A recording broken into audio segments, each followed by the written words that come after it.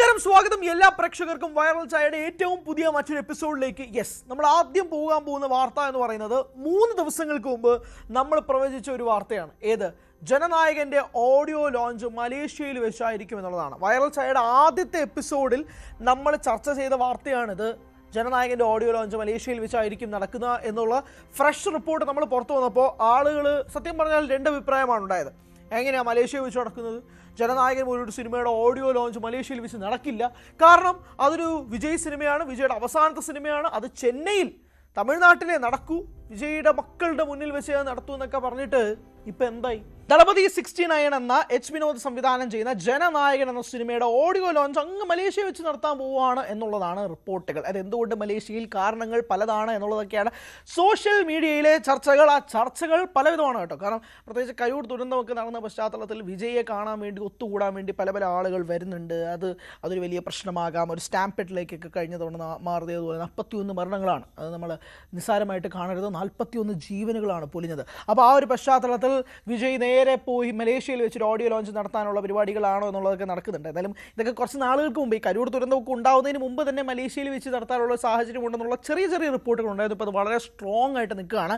എന്താണ് ദളപതി 69 അഥവാ ജനനായകനിൽ ഒരുക്കി വെച്ചിരിക്കുന്നത്?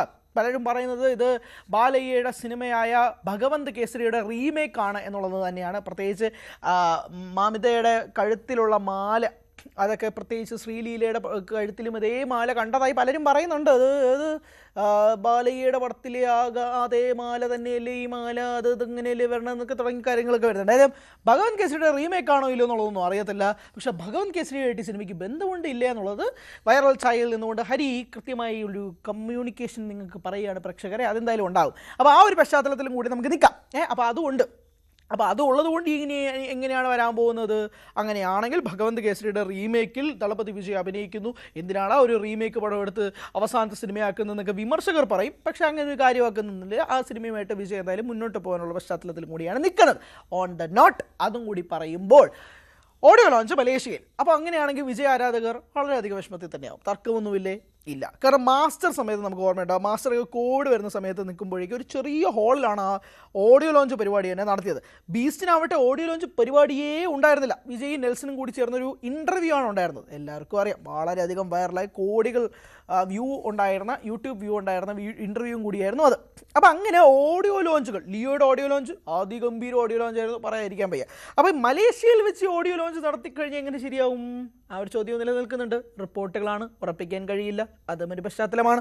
കഴിഞ്ഞ ദിവസം KVN പ്രൊഡക്ഷൻസ് ഒഫീഷ്യലി അനൗൺസ് ചെയ്യുന്നു ജനനായകന്റെ ഓഡിയോ ലോഞ്ച് നടക്കാൻ പോകുന്നത് മലേഷ്യയിലാണ്. ബുക്കറ്റ് ജലീൽ സ്റ്റേഡിയത്തിൽ വെച്ചാണ്, കോലാലംപൂരിൽ വെച്ചാണ് ഈ പരിപാടി നടക്കുന്നത് എന്നുള്ളതാണ്. ഇതിന് വലിയൊരു പ്രത്യേകതയുണ്ട്. അതിന് 2 കാരണങ്ങളുണ്ട്. പ്രത്യേകിച്ച് 85,500 പേർക്ക് ഇരിക്കാൻ കഴിയുന്ന സീറ്റിംഗ് കപ്പാസിറ്റിയാണ് ഈ സ്റ്റേഡിയത്തിൽ ഉള്ളത് എന്നുള്ളത് വേണം മനസ്സിലാക്കാൻ. അതോടൊപ്പം തന്നെ സൗത്ത് ഈസ്റ്റ് ഏഷ്യയിലെ ഏറ്റവും ലാർജസ്റ്റ് സ്റ്റേഡിയമാണിത്. ഏഷ്യയിലെ തന്നെ 4ാമത്തെ ഏറ്റവും വലിയ സ്റ്റേഡിയങ്ങളിലൊന്നാണ്. ഈ ലോകത്തിലെ ഏറ്റവും വലിയ 15ാമത്തെ സ്റ്റേഡിയവുമാണ് ഈ ബുക്കറ്റ് ജലീൽ സ്റ്റേഡിയം എന്ന് പറയുന്നത്. കോലാലംപൂരിൽ നടക്കുന്ന ഈ സ്റ്റേഡിയം എന്ന് പറയുന്നത് ഏകദേശം 85,500ഓളം സീറ്റിംഗ് കപ്പാസിറ്റി ഉണ്ടെന്ന് ഓർക്കുക. ഏകദേശം 1 ലക്ഷത്തിൽ പരം ആളുകൾക്ക് അതിനകത്ത് ഇരിക്കാം. അതിനകത്ത് എന്താ വരാൻ പോകുന്നത്? മലേഷ്യയിലെ വിജയ ആരാധകരായിക്കോട്ടെ, ലോകമെമ്പാടുമുള്ള വിജയ ആരാധകർക്ക് പങ്കെടുക്കാൻ കഴിയുന്ന രീതിയിലേക്ക് ഈ ഓഡിയോ ലോഞ്ച് മാറാൻ പോവുകയാണ് എന്നുള്ളത്. അതായത് ഇൻ്റർനാഷണൽ പരിപാടിയാണ്.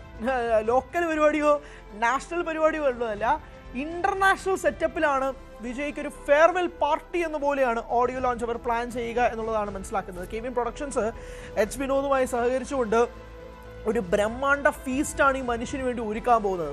കഴിഞ്ഞ ദിവസത്തെ ഓഡിയോ ലോഞ്ചിൽ പോലും അവർ പറഞ്ഞിരുന്നത് ഏറ്റവും പ്രധാനപ്പെട്ട കാര്യം എന്താണ്? വിജയുടെ അവസാന ചിത്രമാണ്, അവസാനത്തെ ഓഡിയോ ലോഞ്ചാണ് എന്ന് തന്നെയാണ് അവർ പറഞ്ഞുകൊണ്ടിരിക്കുന്നത്. അതായത് രാഷ്ട്രീയത്തിൽ ഇനി എന്ത് വിധി വന്നാലും ശരി, വിജയ് ഇനി അഭിനയിക്കില്ല എന്നുള്ള രീതിയിൽ തന്നെയാണ് ഇതിൻ്റെ പ്രൊമോഷൻ പരിപാടികൾ മുന്നോട്ട് പോകുന്നത്. അതുകൊണ്ട് തന്നെ ഭയങ്കര ഇമോഷണലാണ് പ്രേക്ഷകരും ജനങ്ങൾ. വിജയ് അവസാനമായിട്ട് കാണുക, വിജയുടെ അവസാനത്തെ ഓഡിയോ ലോഞ്ച് കാണുക, വിജയുടെ അവസാനത്തെ ചിത്രം കാണുക. അങ്ങനെ ഈ അവസാനം എന്നുള്ള ഇമോഷണൽ പരിപാടി ജനങ്ങൾക്കിടയിൽ വർക്കാവുന്നുണ്ട് എന്നുള്ളതിൻ്റെ ഏറ്റവും പ്രൈം എക്സാമ്പിൾ നിങ്ങൾക്ക് കാണണമെങ്കിൽ കഴിഞ്ഞ ദിവസത്തെ ഈ അനൗൺസ്മെന്റ് വീഡിയോയുടെ കമന്റ് സെക്ഷൻ നിങ്ങളൊന്ന് പോയി നോക്കിയാൽ മതി. എന്തുമാത്രം ഇമോഷണൽ ആയിട്ടാണ് പ്രേക്ഷകർ, ജനങ്ങൾ ആ വീഡിയോ ഏറ്റെടുത്തിരിക്കുന്നതെന്നും ഈ ഒരു ഓഡിയോ ലോഞ്ചിന് വേണ്ടി കാത്തിരിക്കുന്നതെന്ന് നിങ്ങൾക്ക് മനസ്സിലാവും. ഡിസംബർ 27-ാം തീയതിയാണ് ഈ ഓഡിയോ ലോഞ്ച് പരിപാടി നടക്കുന്നത്. അതായത് ക്രിസ്മസ് കഴിഞ്ഞ് 2 ദിവസങ്ങൾക്ക് ശേഷമാണ് ഈ ഓഡിയോ ലോഞ്ച് പരിപാടി. ഇനി എന്തൊക്കെയായിരിക്കും ഇവർ ഒരുക്കി വെച്ചിരിക്കുന്ന മാസ്മരിക പരിപാടികളെന്ന് നമുക്ക് നോക്കാം. അനിരുദ്ധിൻ്റെ തന്നെയാണ് മ്യൂസിക് ഈ പടത്തിന്. അപ്പോൾ അതുകൊണ്ട് തന്നെ അനിരുദ്ധ് തന്നെയാണ് ഇതിൻ്റെ സ്റ്റാർ ഓഫ് ദി ഷോ എന്നതും നമുക്ക് മനസ്സിലാക്കാം. പൂജ ഹെഗ്ഡെ, മമിത ബൈജു അങ്ങനെയുള്ള സ്റ്റാർ കാസ്റ്റുകൾ, വമ്പൻ സ്റ്റാർ കാസ്റ്റുകളൊക്കെ ജനനായകനിൽ ഒരുക്കുന്ന കാര്യവും നമുക്ക് അറിയാവുന്നതാണ്. ഇവരെല്ലാവരും കൂടി ചേർന്നുകൊണ്ട് ദളപതി വിജയ്ക്ക് ഒരു വലിയ ഫെയർവെൽ പരിപാടി നടത്താൻ പോവുകയാണെന്നുള്ളതാണ് നമ്മൾ മനസ്സിലാക്കാൻ സാധിക്കുന്നത്. മാത്രമല്ല മലേഷ്യയിൽ അരങ്ങേറാൻ പോകുന്നത് വമ്പൻ പരിപാടികളുടെ തുടക്കം മാത്രമാണ് ഓഡിയോ ലോഞ്ച് എന്നതും കൂടി വ്യക്തമാക്കട്ടെ. ജനുവരി 9 സിനിമ തിയേറ്ററുകളിലേക്ക് എത്തുമ്പോൾ ഒരു വലിയ ബ്രഹ്മാണ്ഡ ഇവൻ്റ് തന്നെ ഓഡിയോ ലോഞ്ചിന് പുറമെയായിട്ട് ഈ അണിയറ പ്രവർത്തകർ ഒരുക്കി വെക്കാൻ സാധ്യതയുണ്ട് എന്നത് വേണം മനസ്സിലാക്കാൻ. എന്തായാലും പക്ഷേ എനിക്ക് ചോദിക്കാനുള്ളത് നമ്മളെ പുച്ഛിച്ചവരൊക്കെ എവിടെ എന്നുള്ളതാണ്. നമ്മൾ മലേഷ്യയിൽ എന്ന് പറഞ്ഞപ്പോഴേക്കും നമ്മളെ പുച്ഛിച്ചിരുന്ന, അല്ലെങ്കിൽ ഇതൊക്കെ സത്യമല്ല അസത്യമാണ്, എന്തിനാണ് ഇങ്ങനെ വ്യാജ വാർത്തകൾ പറയുന്നത് എന്ന് പറഞ്ഞ ആ പ്രേക്ഷകരോടാണ് എൻ്റെ ചോദ്യം. നിങ്ങൾക്കിപ്പോൾ എന്തെങ്കിലും പറയാനുണ്ടെങ്കിൽ ഞാൻ കേൾക്കാൻ റെഡിയാണ്. എന്തായാലും മലേഷ്യയിൽ വെച്ച് തന്നെ ഇത് വരുമെന്ന് ഔദ്യോഗികമായി അറിയിച്ച സ്ഥിതിക്ക് ഇനി അറിയേണ്ടത് എന്തൊക്കെയാണ് ആ ഇവന്റിൽ നടക്കാൻ പോകുന്നത് എന്നുള്ളതാണ്. പ്രധാനപ്പെട്ട ഗസ്റ്റുകൾ ആരൊക്കെയാണ്, അങ്ങനെ ഉണ്ടാകുമോ എന്നുള്ള തുടങ്ങിയ ചോദ്യങ്ങളൊക്കെ ഉണ്ട്. ഉറപ്പായിട്ടും ഒരു വലിയ ഗസ്റ്റ് വരാൻ പോവുകയാണ്. അതായത് ഒരു സ്പെഷ്യൽ ഗസ്റ്റ് ഈ ഇവന്റിൽ ഉണ്ടാകും എന്നുള്ളത് തന്നെയാണ് മനസ്സിലാക്കുന്നത്. അതും നിങ്ങൾക്ക് എതിർക്കാനാണ് താല്പര്യമെങ്കിൽ നമുക്ക് എതിർക്കാം. ഒരു സ്പെഷ്യൽ ഗസ്റ്റാണ് വരാൻ പോകുന്നത്. അതാരാണോ എന്നതാണോ എന്നത് സംബന്ധിച്ചൊന്നും വ്യക്തത നിലവിൽ വന്നിട്ടില്ല. പക്ഷേ ഒരു സ്പെഷ്യൽ ഗസ്റ്റ് ആ ചടങ്ങിലുണ്ടാകും. പല പ്രേക്ഷകർക്കും വളരെയധികം സുപരിചിതനായ ഒരു മെഗാ സൂപ്പർ സ്റ്റാർ എന്നൊക്കെ വിളിക്കാൻ പറ്റുന്നൊരു വ്യക്തി ആ ചടങ്ങിൽ ഉണ്ടാകും എന്നുള്ളതാണ് റിപ്പോർട്ടുകൾ സൂചിപ്പിക്കുന്നത്. ഈ ജനനായകൻ്റെ ഓഡിയോ ലോഞ്ചിൽ ഏറ്റവും ഒരു ചീഫ് ഗസ്റ്റായിട്ടുണ്ടാകും എന്നുള്ളതാണ് റിപ്പോർട്ടുകൾ പറയപ്പെടുകയും ചെയ്യുന്നത്. അങ്ങനെ ഒരു സാഹചര്യത്തിൽ എങ്ങനെയാണ് വിജയ് ആരാധകർ ഈ ഓഡിയോ ലോഞ്ച് ഏറ്റെടുക്കുക എന്നുള്ളത് വളരെ പ്രസക്തമായ ചോദ്യവും കൂടിയാണ്. കാരണം ഈ രാഷ്ട്രീയ പാർട്ടിയൊക്കെ അനൗൺസ് ചെയ്തതിന് ശേഷമുള്ള വിജയുടെ ഒരു ഓഡിയോ ലോഞ്ച് എന്ന് പറയുമ്പോഴേക്കും അത് എങ്ങനെയാകും മാറ്റിമറിയുക എന്നൊരു ചോദ്യം കൂടിയുണ്ട്. ഇപ്പോൾ നമുക്കറിയാം, ഇപ്പോൾ ലിയോ പോലൊരു സിനിമയുടെ ഓഡിയോ ലോഞ്ച് ഫംഗ്ഷനിൽ വെച്ച് പോലും അവിടെ DMKയും സ്റ്റാലിനെയും ഉദയനിധി സ്റ്റാലിനെയും പരോക്ഷമായി വിമർശിച്ച വിജയ് നമ്മുടെ മുന്നിലുണ്ട്. അപ്പാസെട്ട് ആ ഒരു ഡയലോഗ് ഇപ്പോഴും ഓർമ്മയുണ്ടാകും. പക്ഷെ ഇപ്പോൾ കാലങ്ങൾ മാറി, വിജയ് രാഷ്ട്രീയക്കാരനായി. വിജയ് സ്റ്റാലിനെതിരെയും മോദിക്കെതിരെയും ഒക്കെ ശക്തമായ ഭാഷയിൽ അവരുടെ പേരെടുത്ത് പറഞ്ഞുകൊണ്ട് രംഗത്തെത്തുന്ന ഒരു സാഹചര്യം കൂടി ഉണ്ടാവുന്നുണ്ട്. ലിയോയിലൊന്നും പേരെടുത്ത് പറയാതിരിക്കുന്ന ഒരു വിജയാണെങ്കിൽ ഇത്തവണത്തെ ഓഡിയോ ലോഞ്ചിൽ ഉറപ്പായും ഇവരുടെ പേരുകൾ മെൻഷൻ ചെയ്തിരിക്കും. അത് തന്നെയാണ് കാര്യങ്ങൾ പോകുന്നത്. കാരണം ഓഡിയോ ലോഞ്ച് വിജയ്ക്ക് ഒരു വേദിയോ ഫംഗ്ഷനോ മാത്രമല്ല, അദ്ദേഹത്തിൻ്റെ പൊളിറ്റിക്സ് എംഫസൈസ് ചെയ്യാൻ പറ്റുന്ന ഒരു വേദിയാക്കി എല്ലാ കൊല്ലങ്ങളും വിജയ് അത് മാറ്റാറുണ്ട്. അത് തുടങ്ങിയത് ഇന്നും ഇന്നലെ ഒന്നുമല്ല, വർഷങ്ങളായി. എൻ്റെ ഓഡിയോ ലോഞ്ച് വേദിയിൽ തനിക്ക് പറയാനുള്ള കാര്യങ്ങൾ, രാഷ്ട്രീയങ്ങൾ വിജയ് കൃത്യമായി അക്കമിട്ട് എണ്ണി പ്രേക്ഷകരുടെ മുന്നിലേക്ക് പറഞ്ഞിട്ടുണ്ട്. പ്രേക്ഷകരെ, അതുകൊണ്ട് ഇത്തവണത്തെ ഓഡിയോ ലോഞ്ചിലും അതിൽ നിന്നും മാറ്റങ്ങളൊന്നും സംഭവിക്കില്ല. മാറ്റം സംഭവിക്കാൻ പോകുന്നത് ഈ പാർട്ടികളെയും പേരുകളെയും വ്യക്തമാക്കി എണ്ണി പറഞ്ഞുകൊണ്ട് വിജയ് എന്ന രാഷ്ട്രീയക്കാരനെയും കൂടെ ഉള്ള കുപ്പായമണിയിലായിരിക്കും ജനനായകന്റെ ഓഡിയോ ലോഞ്ചിൽ സംഭവിക്കാൻ പോകുന്നത് എന്നുള്ളതാണ്. കാരണം 2026 തമിഴക വെട്രിക്കടകത്തിന്റെ മുഖ്യമന്ത്രി സ്ഥാനാർത്ഥി എന്ന് പറയുന്നത് ഇതേ ദളപതി വിജയ് തന്നെയാണ്. മുഖ്യമന്ത്രി സ്ഥാനാർത്ഥിയായി നിൽക്കെ 2026 റിലീസാകാൻ പോകുന്ന ഒരു സിനിമയുടെ ഓഡിയോ ലോഞ്ചിൽ ഉറപ്പായും വിജയ് രാഷ്ട്രീയം സംസാരിച്ചിരിക്കും. കാരണം ജനനായകൻ പോലും രാഷ്ട്രീയപരമായി വിജയ്ക്ക് എങ്ങനെയാണോ ഈ സിനിമയ്ക്കൊരു ഗ്രീസ് ഒഴിച്ചു കൊടുക്കുക എന്നുള്ള രീതിയിലേക്ക് ഒരു ലൂബ്രിക്കൻ്റ് ആയിട്ട് മാറുക എന്നത് തന്നെയാണ് ഈ ഓഡിയോ ലോഞ്ചും ഈ സിനിമയും ഉദ്ദേശം വെക്കുന്നത്. വിജയുടെ പൊളിറ്റിക്സ് പോലും ജനനായകനിൽ സംസാരിക്കപ്പെടും എന്ന് തന്നെയാണ് മനസ്സിലാക്കുകയും ചെയ്യുന്നത്. അപ്പോൾ ആ ഒരു സാഹചര്യത്തിൽ ഓഡിയോ ലോഞ്ചിൽ കൃത്യമായി വിജയ്ക്ക് സംസാരിക്കാനുള്ള കാര്യങ്ങൾ അക്കമിട്ടുകൊണ്ട് വിജയ് സംസാരിച്ചിരിക്കും. പക്ഷേ രാഷ്ട്രീയത്തെക്കാൾ ഉപരി ഒരു എൻ്റർടൈൻമെൻറ്റ് മേഖലയിൽ പ്രേക്ഷകർക്ക്, ജനങ്ങൾക്ക് എത്രമാർക്കും അവിടെ എത്തിപ്പെടാൻ സാധിക്കും എന്നുള്ളതാണ് ചോദ്യം. മലേഷ്യയിലാണ് ആ പരിപാടി നടക്കുന്നത്. ഇപ്പോൾ തന്നെ ആ പരിപാടിയിൽ പങ്കെടുക്കാനുള്ള ആഗ്രഹം പല വിജയ ആരാധകരും മുന്നോട്ട് വെച്ചിട്ടുണ്ട്.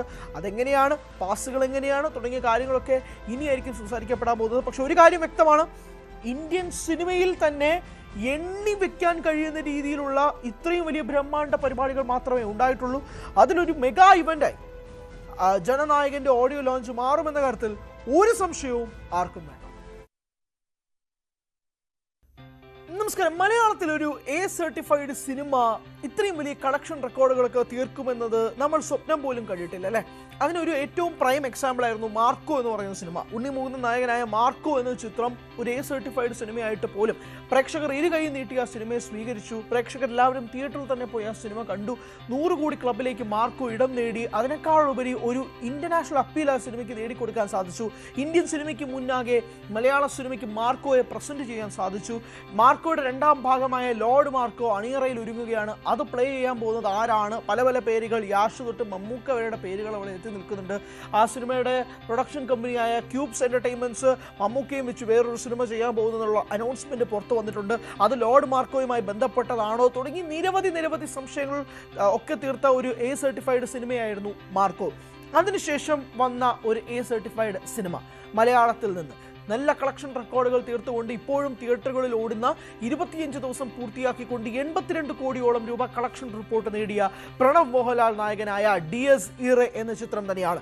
രാഹുൽ സദാശിവന്റെ സംവിധാനത്തിൽ ജിബിൻ ഗോപിനാഥ്, പ്രണവ് മോഹൻലാൽ എന്നിവരാണ് ഈ സിനിമയിൽ പ്രധാന വേഷങ്ങളിലേക്ക് എത്തിയിരുന്നത്. അതിന് കുറച്ച് സസ്പെൻസ് കാര്യങ്ങളൊക്കെ ഉണ്ട്. ഞാൻ ഇപ്പോഴും അത് പുറത്ത് പറയുന്നില്ല, സിനിമ കാണാത്തവരുള്ളത് കൊണ്ട് തന്നെ. പക്ഷേ ഈ സിനിമ തിയേറ്ററുകളിൽ വന്നതിന് ശേഷം പ്രത്യേകിച്ച് ഇതിൻ്റെ ഒരു പ്രീമിയർ ഷോ ഇവർ പ്ലാൻ ചെയ്തിരുന്നത് റിലീസിൻ്റെ തലേ ദിവസമാണ്. അതൊരു പെയ്ഡ് പ്രീമിയർ ഷോ ആയിരുന്നു. പ്രേക്ഷകരൊട്ടാകെ, ജനങ്ങളൊട്ടാകെ തന്നെ എവിടെ നിന്ന് വേണമെങ്കിലും അത് ബുക്ക് ചെയ്തുകൊണ്ട് പ്രധാന പല സെൻറ്റേഴ്സിലും അതിൻ്റെ പെയ്ഡ് പ്രീമിയേഴ്സ് ഉണ്ടായിരുന്നു. ഗംഭീരമായ അഭിപ്രായങ്ങൾ തലേ ദിവസം തന്നെ പ്രീമിയർ ഷോസിലൂടെ നേടി നമ്മളൊക്കെ അതിന് റിവ്യൂ കൊടുത്തിരുന്ന ഒരു സാഹചര്യം ഉണ്ടായിരുന്നു. അതിനുശേഷം ഈ സിനിമ ഉണ്ടാക്കിയൊരു വലിയ ഹൈപ്പ് ഉണ്ടായിരുന്നു.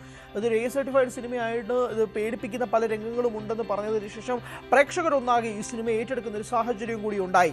അതിനുശേഷമാണ് പ്രണവ് മോഹൻലാൽ എന്ന നടൻ തൻ്റെ അച്ഛനായ മോഹൻലാലിൻ്റെ അതേ റെക്കോർഡിനൊപ്പം നിൽക്കുന്നൊരു സാഹചര്യമുണ്ട്. ഹാട്രിക് 50 കോടി ക്ലബിൽ നേടുന്ന മോഹൻലാലിന് ശേഷമുള്ളൊരു മലയാള നടനായിട്ട് പ്രണവ് മോഹൻലാൽ മാറുന്ന ഒരു സാഹചര്യവും ഉണ്ടായത് ഇതേ കാലയളവിൽ തന്നെയാണ്. മോഹൻലാലിനും പ്രണവ് മോഹൻലാലിനും മാത്രമുള്ള റെക്കോർഡുകൾ തീർത്തത് പ്രണവ് മോഹൻലാൽ തീർത്തത് DS ഇറയിലും കൂടിയാണ്.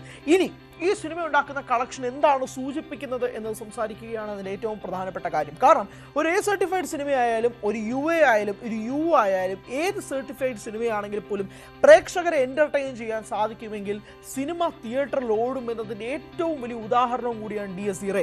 18 വയസ്സിന് മുകളിൽ മാത്രം പ്രായമുള്ളവർക്ക് കാണാൻ കഴിയുന്ന ഇത്തരത്തിലുള്ള സിനിമ ഫാമിലി സ്വാഭാവികമായും തിയേറ്ററിൽ നിന്നും പലരും പിന്മാറാനുള്ള സാഹചര്യമുണ്ട്. കാരണം കുട്ടികൾക്ക് ഈ സിനിമയ്ക്ക് വേണ്ടി കാണാൻ കഴിയില്ല. അതുകൊണ്ട് മാതാപിതാക്കൾക്ക് അവരെ അക്കമ്പനി ചെയ്യാൻ കഴിയില്ല എന്നതിൻ്റെ പേരിൽ പല കുടുംബങ്ങളും വരാതിരിക്കുന്ന ഒരു പശ്ചാത്തലമുണ്ട്.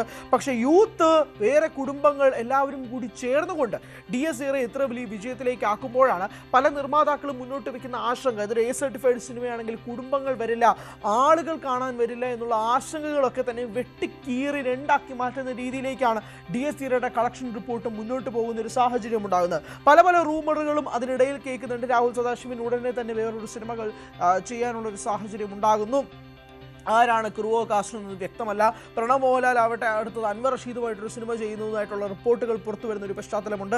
പക്ഷേ എന്നാൽ പോലും DS Irae was a complete package. ഒരു തിയേറ്ററിൽ നിന്നുകൊണ്ട് ഒരു ഹൊറർ പടത്തെ കാണാൻ കഴിയുന്ന രീതിയിലേക്ക് തന്നെ ആ സിനിമ മാറ്റിയെടുത്തിട്ടുണ്ട്.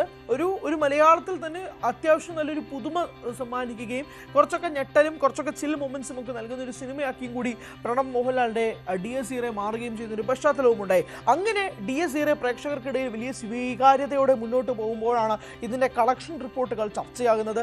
മലയാള സിനിമയിൽ പലരും പറയാവുന്ന ഒരു കാര്യം, പല പ്രൊഡ്യൂസേഴ്സും മുന്നോട്ട് വരുന്നില്ല, മുന്നോട്ട് വരുന്നാൽ പോലും അവർക്ക് ലാഭം കിട്ടുന്നില്ല എന്ന് പറയുമ്പോഴാണ് വൈനോട്ട് സ്റ്റുഡിയോസ് പോലൊരു പ്രൊഡക്ഷൻ കമ്പനി ഭ്രമയുഗം എന്ന സിനിമയ്ക്ക് ശേഷം വീണ്ടും ഒരു ഹൊറർ സിനിമയുമായി വരുന്നത്. വൈനോട്ട് സ്റ്റുഡിയോസും അവർ മുന്നോട്ട് നൈറ്റ് ഷിഫ്റ്റ് സ്റ്റുഡിയോസും കൂടി ഇവർ ആദ്യം തന്നെ പറഞ്ഞിരുന്ന ഒരു കാര്യം, അവർ ഹൊറർ സിനിമകൾ മാത്രം ചെയ്യുന്നൊരു കമ്പനിയായിട്ട് നൈറ്റ് ഷിഫ്റ്റ് സ്റ്റുഡിയോസ് മാറ്റുമെന്നായിരുന്നു. അങ്ങനെ കൃത്യമായി ഭ്രമയുഗത്തിന് ശേഷം അവർ DS ഇറെ ചെയ്യുന്നു. രണ്ടും വലിയ വിജയം ഉണ്ടാക്കുന്ന ഒരു പശ്ചാത്തലമുണ്ടായി. അങ്ങനെ ഹൊറർ സിനിമകൾ ചെയ്യാൻ രാഹുൽ സദാശിവനും അത് സ്വീകരിക്കാൻ മലയാളി ഓഡിയൻസും ഇപ്പോഴും മുൻപന്തിയിൽ നിൽക്കുന്നതിൻ്റെ സാഹചര്യവും കൂടിയാണ് നിലവിൽ സൂചിപ്പിക്കുന്നത്. പ്രണവ് മോഹൻലാൽ എന്ന നടൻ ആഴ്ചയിലോ മാസങ്ങൾക്കോ അല്ലെങ്കിൽ മാസങ്ങൾക്കിടയിൽ മാത്രം വരുന്ന ഒരു നടൻ, മാധ്യമങ്ങളെ നേരിട്ട് കാണുകയോ സംസാരിക്കുകയോ ചെയ്യാത്ത ഒരു താരം, മാധ്യമങ്ങളുമായി ഒരു തരത്തിലുമുള്ള അടുപ്പം പുലർത്താത്ത താരം, വരുന്നു, സിനിമകൾ ചെയ്യുന്നു, തൻ്റെ എക്സ്പ്ലോറിംഗ് ആക്ടിവിറ്റീസിലോ അഡ്വഞ്ചറസ് റൈഡ്സിലേക്കും ഒക്കെ പ്രണവ് മോഹൻലാൽ കടക്കുന്നത് മാത്രമേ നമ്മൾ കാണാറുള്ളൂ. അല്ലാതെ പ്രണവ് മോഹൻലാലിൻ്റെ അപ്ഡേറ്റുകൾ ഓരോന്നോരോന്നായി കിട്ടാറുമില്ല. അങ്ങനെ ഒരു നടനെ മലയാളത്തിൽ കാണുന്നതും വളരെ വിരളമാണ്. അതുകൊണ്ട് അതുകൊണ്ട് തന്നെ അതിനകത്തൊരു ക്യൂരിയോസിറ്റി പ്രേക്ഷകർക്ക് ഇടയിൽ ഉണ്ടാകുന്നുണ്ട്. ആ ക്യൂരിയോസിറ്റി പ്രേക്ഷകരെ പ്രണവിനെ തിയേറ്ററിൽ പോയി കാണാനുള്ള ക്യൂരിയസ് മൊമെന്റം ഉണ്ടാക്കുകയും ചെയ്യുന്നുണ്ട്. അതൊരു വലിയ പ്ലസ് പോയിന്റ് ആയിട്ട് മാറ്റുകയും ചെയ്യുന്നുണ്ട്. ആ പശ്ചാത്തലത്തിൽ തന്നെയാണ് ഡിയർ സിയറെ കാണാൻ വേണ്ടിയിട്ടും പ്രേക്ഷകരെത്തുന്നത്. ആ ഒരു രീതിയിൽ തന്നെയാണ് കാര്യങ്ങൾ മാറുകയും ചെയ്യുന്നത്. 100 കോടിയിലേക്ക് അടുക്കുമോ ഡിയർ സിയറെ എന്നുള്ള ചോദ്യമാണ് നിലനിൽക്കുന്നത്. പ്രത്യേകിച്ച് 25 ദിവസങ്ങൾക്ക് പിന്നിടുമ്പോൾ ഇനി വരാൻ കുറച്ചധികം സിനിമകൾ ബാക്കിയുണ്ട്. ഡിയർ സിയറയുടെ ഷോ കൗണ്ടുകൾക്ക് സ്വാഭാവികമായും കുറയും. ഒരു 20 ദിവസമൊക്കെ പിന്നിടുന്ന ഒരു സാഹചര്യം പലപ്പോഴായി സിനിമ ഇൻഡസ്ട്രിയിൽ പോലും ഉണ്ടാകാറില്ല. എത്രയോ സിനിമകളാണ് ഒരു 20 ദിവസം കഷ്ടപ്പെട്ട് ഒന്ന് മുന്നോട്ട് പോകാൻ വേണ്ടി തള്ളി നിൽക്കുന്ന ഒരു സാഹചര്യം ഉണ്ടാകുന്നത് നമുക്കറിയാം. അവിടെ നിന്നുകൊണ്ടാണ് 25 ദിവസങ്ങളിലേക്ക് ഈ സിനിമ പോകുന്നത്. അതോടൊപ്പം തന്നെ പല ഷോസും ഇപ്പോഴും ഫുള്ളായിക്കൊണ്ട് പൊക്കോണ്ടിരിക്കുന്ന ഒരു സാഹചര്യം കൂടി ഉണ്ട് കേട്ടോ. അവിടെ നിന്നുകൊണ്ട് ഇനി എത്ര ഷോകൾ, ഇനി ഒരു 100 കോടിയിലേക്ക് സാധ്യതയുണ്ടോ? 100 കോടി ക്ലബിലേക്ക് പ്രണവ് മോഹൻലാൽ തൊടുമോ ഡിയർ സിയറയിലൂടെ എന്നുള്ള ചോദ്യങ്ങൾക്കൊക്കെ ബാക്കി നിൽക്കുകയാണ്. അതിനുള്ള ഉത്തരങ്ങളും അവശേഷിക്കുകയാണ്. നമസ്കാരം പ്രേക്ഷകരെ, 2025 നവംബർ വരെ നിങ്ങൾ കണ്ടതൊന്നുമല്ല, ഇനി കാണാൻ പോകുന്നതാണ് വെടിക്കെട്ട്, ഇനി കാണാൻ പോകുന്നതാണ് പൂരം. ആരംഭിക്കലാമാ.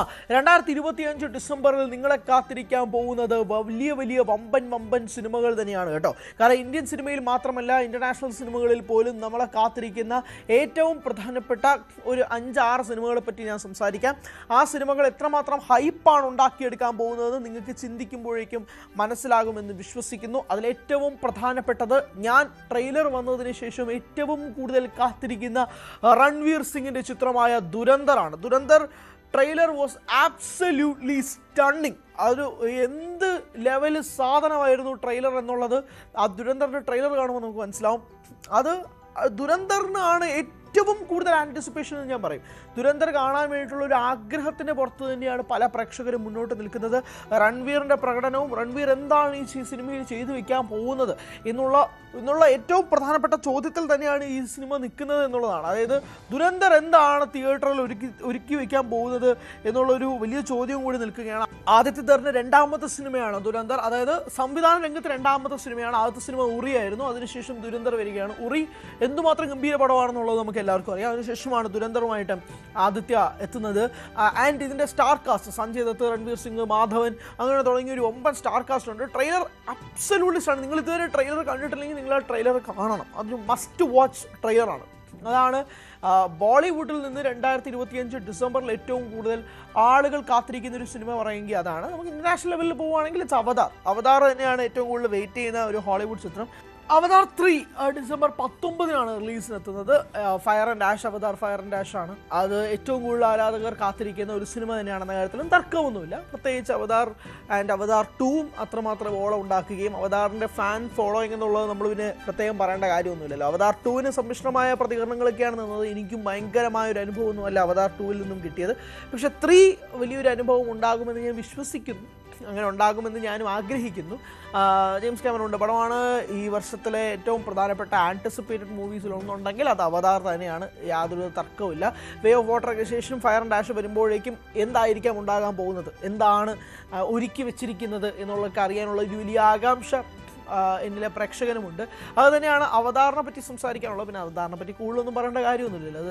അത് അനുഭവിച്ചറിയേണ്ട ഒരു സിനിമാറ്റിക് അനുഭവമാണ്. ഐമാക്സിലൊക്കെ പ്രത്യേകിച്ച് കാണാൻ കഴിയുന്നവരാണ് നിങ്ങളെങ്കിൽ ഐമാക്സിൽ തന്നെ പ്രിഫർ ചെയ്യും for that movie to be watched. അത് കാണുക, ഐമാക്സിൽ തന്നെ അനുഭവിച്ചറിയേണ്ട ഒരു വിസ്മയം തന്നെയായിരിക്കും എന്ന കാര്യത്തിലും തർക്കമൊന്നുമില്ല. തമിഴിൽ നിന്ന് വരുന്ന മറ്റൊരു പ്രധാനപ്പെട്ട ചിത്രം എന്ന് പറയുന്നത് നളൻ കുമാരസ്വാമിയുടെ സിനിമയായ വാ വാത്തിയാരാണ്. വാ വാത്തിയാർ കാർത്തിയാണ് പ്രധാന വേഷത്തിലെത്തുന്നത്.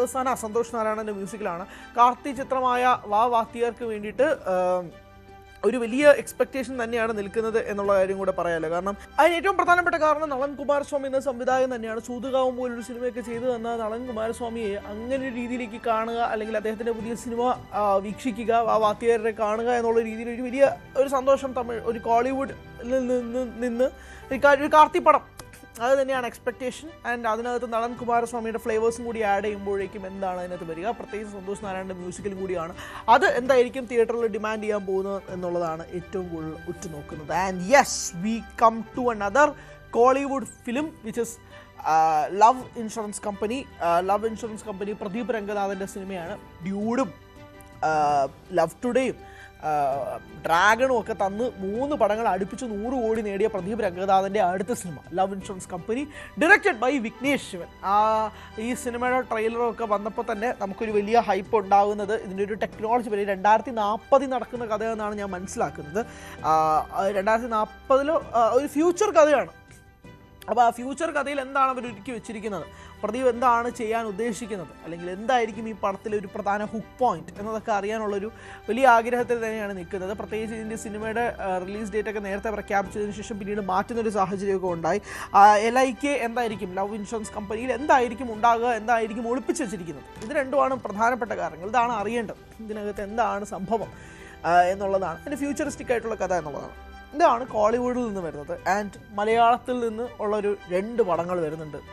ഏറ്റവും കൂടുതൽ ഹൈപ്പിൽ കാത്തിരിക്കുന്ന പ്രേക്ഷകർ ഒന്നടങ്കം അക്ഷമരായി വെയിറ്റ് ചെയ്യുന്ന 2 സിനിമകൾ. ഒന്ന്, ദിലീപ് നായകനായി എത്തുന്ന, മോഹൻലാൽ എക്സ്റ്റൻഡഡ് ക്യാമ്പിൽ എത്തുന്ന വിനീത് ശ്രീനിവാസനും ധ്യാൻ ശ്രീനിവാസനും അശോകനും ജിബിൻ ഗോപിനാഥും ഇങ്ങനൊരു വലിയ താരനിര അണിനിരക്കുന്ന, നവാഗതനായ ധനഞ്ജയ് ശങ്കർ സംവിധാനം ചെയ്യുന്ന, സ്ക്രിപ്റ്റ് റൈറ്റേഴ്സായ ഫാഹിമും നൂറനും ഷെറീഫും വരുന്ന, ഫാഹിം സഫറും നൂറൻ ഷെറീഫുമാണ് തിരക്കഥാകൃത്തുകൾ.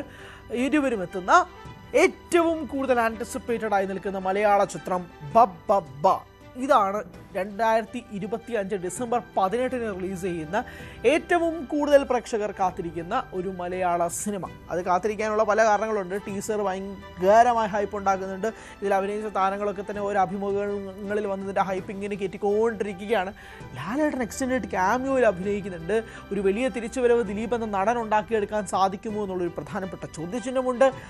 പിന്നെ അതിൻ്റെ പോസ്റ്റർ വന്നതിന് ശേഷം ഗില്ലി യൂണിവേഴ്സൊക്കെ ഉള്ള പോസ്റ്ററൊക്കെ വന്നതിന് ശേഷം എന്താണ് ഇവർ ഒരുക്കി വെക്കുന്നത് എന്നുള്ളൊരു ചോദ്യമൊക്കെ ഉണ്ടല്ലോ. അങ്ങനെയുള്ള സാധനങ്ങളൊക്കെ നിൽക്കുന്നൊരു സിനിമയാണ് ബബ്ബ. അത് ഏറ്റവും കൂടുതൽ ഹൈപ്പിൽ വരാൻ പോകുന്നൊരു മലയാള സിനിമ ഉണ്ടെങ്കിൽ അത് ബബ്ബ തന്നെയാണ്, തർക്കമൊന്നുമില്ല. അതെന്തായിരിക്കും ഈ വർഷം ഒരു ബ്ലാസ്റ്റിൽ അത് എൻഡ് ചെയ്യാൻ സാധിക്കുമോ എന്നുള്ളതൊക്കെയാണ് ഏറ്റവും കൂടുതൽ ആരാധകർ അക്ഷമയായി നോക്കിക്കൊണ്ടിരിക്കുന്നത്. അതാണ് ഒരു സിനിമ. മറ്റൊരു സിനിമ സർവ്വമായയാണ്. അതിന് ഏറ്റവും കൂടുതൽ എന്നെ കാത്തിരിപ്പിക്കുന്നത് അഖിൽ സത്യൻ എന്ന സംവിധായകനാണ്. ജെം ഓഫ് എ ഡയറക്ടർ, അദ്ദേഹത്തിൻ്റെ സിനിമ അത് തന്നെയാണ് സർവ്വമായ. നിവിൻ പോളി, അജു വർഗീസ് എന്നിവർ പ്രധാന വേഷങ്ങളിലെത്തുന്ന നിവിൻ പോളിയുടെ ഒരു വലിയ ഉശിരൻ കംബാക്ക് പ്രതീക്ഷിക്കുന്ന ഒരു സിനിമ തന്നെയാണ് സർവ്വമായ. അതിൻ്റെ പോസ്റ്റേഴ്സ് ഭയങ്കര ഒരു എക്സൈറ്റ്മെൻറ്റ് തരുന്ന ഒരു പോസ്റ്റേഴ്സാണ്. അജു വർഗീസും നിവിനും ജനാർദ്ദനും ഒരുമിച്ചുള്ളൊരു പോസ്റ്ററൊക്കെ ഉണ്ട്, ഭയങ്കര രസമായിരുന്നു. അപ്പോൾ അങ്ങനെ ഒരു പടവും കൂടി വരുന്നുണ്ട്. സംവിധായകനായ സത്യനന്ദിക്കാട്, അതായത് അഖിൽ സത്യൻ്റെ പിതാവായ സത്യനന്ദിക്കാട് തന്നെ പറഞ്ഞത് അതിൻ്റെ സ്റ്റോറി ലൈൻ ഭയങ്കര രസമാണ് എന്നുള്ളതാണ്.